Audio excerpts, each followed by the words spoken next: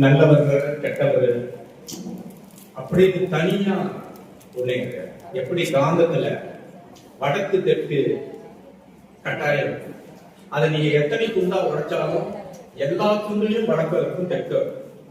அதனால ஒரு படைப்பாளியாக இருந்தாலும் மனிதனாக இருந்தாலும் பிளஸ் மைனஸ் நல்ல பண்பு கெட்ட பண்பு சேர்ந்தேதான் இருக்கும்.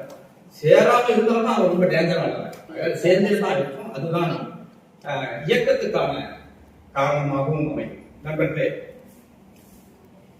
2000 என்னுடைய கவிதை தொகுப்பு வந்தது. உதிரி சைவத்தை நீரில் அரசு பகை ஜெயமோகன் முன்னுரையோடு வந்தது. கவிதையிலிருந்து கட்டுரைக்கு வந்தேன், கட்டுரையிலிருந்து சிறுகதைக்கு வந்தேன், திருப்பி பத்திரிகைக்கு வந்தேன். 14 வருஷம் பத்திரிகையில வேலை செஞ்சேன். திருப்பி பேச்சாளனா ஒரு புறா பத்திரிக்கை வந்தேன். திருப்பி இப்ப நாவலுக்கு வந்து ஆக எல்லாத்தையும் ஒரு ரவுண்ட் சர்க்கிள் தொட்டுட்டு வரணும் அப்படின்றான். 2000 என்னுடைய கவிதை தொகுப்பு வரும்போதே என்ன வந்து கேட்பாங்க, நீங்க கவிஞர் தானே அப்படின்னா நான் இல்லைன்னு. சார் நீங்க தொகுப்பு போட்டிருக்கீங்களே, தொகுப்பு போட்டிருக்கேன், ஆனா நான் கவிஞன், நவீன கவிஞன் குறிப்பிட்டு சொல்லுவேன். சாதாரண நீ நினைக்கிற மாதிரி கவிஞன் வேணாம், நான் நவீன கவிஞன். அந்த கொட்டேஷன் மார்க் நவீனம்ன்றத சேர்த்தே தான் நான் வந்து டிக்ளேர் பண்ணுவேன். என்ன காரணம்னா கவிதைங்கிறது வந்து எல்லாருக்கும் ஒரு ஐடியாலஜி இருக்கும். கவிதைக்கு நான் வச்சிருக்கிற ஐடியாலஜி படிச்ச உடனே ஆஹா செம்ம சூப்பர் அப்படின்ட்டு அதை நான் ஒத்துக்கிட்டே கிடையாது. அதெல்லாம் அதுக்கு சிறந்த கவிதைலாம் நான் வச்சுக்கணும். கவிதைங்கிறது 1-2 முறை படிக்கணும். அதன் மீது நான் என்னுடைய அனுபவத்தை வைக்கணும். அதுவும் நாம பேசிக்கிட்டோம். அது எனக்கு என்ன புரிய வைக்குதோ அப்பதான் அந்த நவீன கவிதையா ஒத்துப்பேன். நீ படிச்ச உடனே சூப்பர் சபாஷ் அப்படின்ட்டு அதுல ஒரு கதை வைக்கிறது, கதையை கவிதையா சொல்றது, இந்த மாதிரி கேட்டகரிகள்லாம் நான் ஒத்துக்கிறது கிடையாது. அதனாலே அது நிறைய ஒரு விதிமுறைகள்லாம் வச்சுக்கிட்டு தான் நான் கவிதையா இருக்கிறேன். கவிதைக்கு அப்படின்னா கதைக்கு நாவலுக்கெல்லாம் நான் எப்படி வச்சிருக்கேன். என்னை பொறுத்த வரைக்கும் கவிதையாக இருந்தாலும் சரி, நாவலாக இருந்தாலும் சரி, டைரக்டா பால் குட்டி மாதிரி கொடுத்துருக்கூடாது. இந்த குடி அப்படின்னு பால் பவுடர் தனியா இருக்கணும், பாட்டில் தனியா இருக்கணும், சுட தண்ணி தனியா இருக்கணும், நிப்பிள் தனியா இருக்கணும். பசி எடுத்தா எல்லாத்தையும் மிக்ஸ் பண்ணி நீ குடி, உனக்கான பால் அப்படின்ற எடுத்து அப்படியே சூப்பரா இதை படிச்சுக்கிட்டே போகுது அப்படின்ற அந்த வந்து நேர்கோட்டு தன்மை எனக்கு வந்து உடன்பாடு இல்லை. ஏன் உடன்பாடு இல்லைன்னா தொடர்ந்து நான் பத்திரிகையில கதையாவே படிச்சுக்கிட்டு வாழ்ந்தேன். கல்கி பத்திரிகையில வருஷம் 1600 சிறுகதை வரும், அதை வாசிக்கணும். வாரம் 2 சிறுகதையை அச்சுக்கு கொடுக்கணும். சோ மெயில்ல வந்த 10 கதையை படிச்சுட்டு 2 கதையை செலக்ட் பண்ணணும். கதைகளோடய வாழ்ந்தேன். ஆக ஒரு சிறுகதை, சிறந்த சிறுகதை எப்படி எழுதணும்ன்ற டெக்னாலஜி எனக்கு தெரியும். எப்படி ஆரம்பிக்கணும், எப்படி தர்க்கம் வைக்கணும், எப்படி வாசகை எதிர்பாராத ஒரு முடிவை ட்விஸ்ட் கொடுத்து ஆஹா சூப்பர் அப்படின்னு விற்கிறோம்ன்றதெல்லாம் இந்த டெக்னாலஜி எல்லாம் தெரியும். எந்த ஒரு சம்பவத்தை கொடுத்தாலும் அது மாதிரி மாத்திக்க முடியும். அது கதை இல்லைன்றது தான் என்னுடைய, அப்படி எடுத்துட்டு கதை இல்லை. நம்மளுடைய வாழ்க்கையும் நம்மளுடைய வாழ்க்கையில் நடக்கக்கூடிய சம்பவமும் அப்படியானது அல்ல.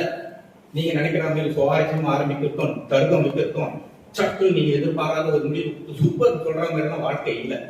ஆக நம்ம என்ன எதிர்பார்க்கிறோமோ, நம்ம என்ன எதிர்கொண்டோமோ அதை பிரசன்ட் பண்றதுக்கு தான் ஒரு கதை, ஒரு நாவல் நினைக்கிறேன். அதனாலதான் நேர்கொட்டு கதையை சொல்ல முடியாம சொல்லக்கூடாது. இதுலயே வந்து முதல் ஓப்பனிங்லயே அண்ணன் சொன்னார் இல்லைங்களா, நிறைய முரண்பாடுகள் என்னுடைய தொகுப்பா இருக்கு. இவரே ஒரு விஷயத்தை சொல்லி இவரே முடிக்கிறார். இந்த ஓப்பனிங், இந்த நாவலுடைய முதல் பக்கத்திலேயே வந்து 2 கேரக்டர் பேசிப்பாங்க. என்ன கதை எழுதிக்கிறான், யரவானம் பேர் வச்சுக்கிறான் அந்த நாவலுக்கு.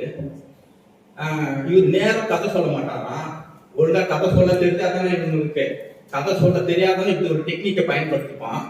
கதை ஒழுங்கா சொல்லாம இவன் இஷ்டத்துக்கு ஏதோ ஒன்று சொன்னா நாம ஏதோ புரிஞ்சுக்கணுமா அப்படின்னு ஒருத்தர் சொல்லுவான். ஒரு கேரக்டர் சொல்லுவான், இல்லடா அப்படி சொல்லாத, அந்த ஆள் பத்திரிகையில் இருந்தவன் ஒரு சிறுகதை தொகுப்பு போட்டிருக்கான்.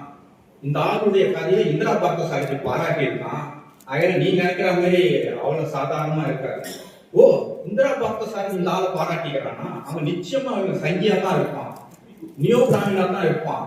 இவன் புத்தி எங்கேயாவது நாவல்ல வச்சு அகப்பட்டுறோம், அப்ப வச்சு செய்வாங்க பாரு அப்படின்னா. சரி, நீ எப்படி இந்த நாவலுக்கு வந்த? ரொம்ப கெஞ்சி கூப்பிட்டான், நாவல் முடிக்கவே முடியல, நீ கொஞ்சம் வந்து ஹெல்ப் பண்ண முடியுமாண்ணா? நான் ஒரு கேரக்டர் எடுத்திருக்கேன் அந்த நாவல்ல, அதுக்காக உள்ள வந்திருக்கேன். ரொம்ப ஏடாபடமா எதனா பேசினா நாவல் விட்டு நான் வெளியே போயிடுவேன், அந்த அக்ரிமெண்டோட தான் அந்த நாவலை நான் வேலை செய்ய வந்திருக்கிறேன் என்று கேரக்டர்கள் பேசிக்கொள்வதாகத்தான் இந்த நாவல் தொடங்கும். அந்த பேசிக்கொள்ளுடைய 2 கேரக்டரும் எழுதக்கூடிய என்னை தான் கிண்டல் பண்ணி இருக்கும். சோ என்னை நானே கிண்டல் செய்து, என்னை நானே தர்க்கம் செய்து, எனக்கு நானே கேள்வி எழுப்பி அதற்கு வெவ்வேறு விதமான கதாபாத்திரங்களை கொடுத்து இந்த நாவல் போகும். எப்படி கவிதையில நான் ஒரு ஐடியாலஜி வச்சிருந்தோமோ கதையும் அதே மாதிரி தான். இதுல ஒரு ஆய்வு கட்டுரை இருக்கும், பிஎன்சி மில் கலவரத்தில் எப்படி தலித்துகள் பாதிக்கப்பட்டார்கள் என்கின்ற அது குறித்தான விஷயமும் இதுல இருக்கும். கவிதை இருக்கும், ஒரு புனைவு, கலப்பிரர்கள் ஒருவேளை தலித்தாக இருப்பார்களோ என்று ஆய்வு செய்யக்கூடிய ஒருவருடைய குறிப்புகள் இருக்கும். அண்ணன் குறிப்பிட்ட மாதிரி நான் எண்ணி பார்க்கல, இவர் சொன்னார் 32 கதைகள் இதுள்ள இருக்கு, கதை இருக்கும். ஆக கவிதை, கட்டுரை, விவாதம், கதைகள் எல்லாம் சேர்ந்து பூக்கள் மாதிரி பிரிச்சு போட்டிருப்பேன். உங்களுடைய வாசிப்பு என்ற கையை கொண்டு நீங்கள் தான் இதை மாலையாக கொடுத்து, ஓ இதான் கதையா, ஓ இதான் நாவலுடைய அம்சமா என்று தெரிந்து கொள்ள வேண்டும். பார்க்கிற சந்திக்கிற எல்லா சம்பவங்களிலும் ஜாதி என்பது ஒரு பதற்றத்தை உருவாக்கக்கூடியதாக, கண்ணுக்கு தெரியாத ஒரு பதற்றத்தை உருவாக்கி கொண்டே இருக்கிறது என்பதை சொல்லாமல் சொல்வதற்காகத்தான் பதற்றத்தை குறிக்கக்கூடிய சொல்லாட்சியான பரதி என்ற பெயரை இதில் நான் வைத்தேன். இதிலே நான் சொல்லியிருக்கேன், இதை படிச்சு முடிக்கும் போது என் மீதான ஒருவேளை தூய பிம்பம் கட்டமைத்திருந்தால் அந்த பிம்பமும் உடைந்து போகக்கூடும், சில நண்பர்கள் கூட விலகக்கூடும். ஏனென்றால் இதுல செக்ஸ் கூட இருக்கு, இந்த நாவல்ல செக்ஸும் எழுதப்பட்டிருக்கு. அண்ணன் சொன்னார் இல்லையா, மிகை காமம் இதுல அங்க குறிப்பிடப்பட்டிருக்கு. ஆக எல்லாமே கலந்துட்டு தான் லைஃப், இதுதான் சொல்ல முடியாது இல்ல. எல்லா விதமான உணர்ச்சிகளும் எப்படி லைஃப்ல கலந்து இருக்குமோ, எல்லா விதமான பண்புகளும் எப்படி கலந்து இருக்குமோ, அந்த மாதிரியான தன்மையோட தான் இந்த நாவல் இருக்கு. ஆக இது ஒற்றை தன்மையானது அல்ல, அப்படி எழுதக்கூடாதுன்றதுக்காக திட்டமிட்டு தான் இதை நான் வடிவமைச்சேன். இது வெற்றி பெறுதா தோல்வி அடைந்தா, திட்டுறாங்களா பாராட்டுறாங்களான்றதால எழுதப்பட்டு விட்ட பிறகு ஆசிரியர் இறந்து விடுகிறார். யார் வாசிக்கிறார்களோ அவர்களே இந்த பிரதியினுடைய ஆசிரியராக மாறுகிறார்கள். எனக்கு எழுதி முடித்து விட்டேன், இதனுடைய எல்லா லாப நஷ்டங்களும் நன்மைகளும் புரிதல்களும் வாசகனுக்கானதானே தவிர எனக்கானதல்ல. எனவே நீங்க திட்டினாலும் உங்ககிட்ட நான் ஆர்குமெண்ட் பண்ண மாட்டேன், பாராட்டணும்னு ஆஹா தேங்க்யூ நண்பா அப்படியெல்லாம் கொண்டாட மாட்டேன். என் வேலை முடிந்து விட்டது, இது என்ன அதிர்வை உருவாக்குகிறது என்பது உங்களுடைய சாய்ஸ். எனவே இதற்கு நான் பொறுப்பேதும் ஏற்றுக்கொள்ள மாட்டேன். நன்றி, வணக்கம்.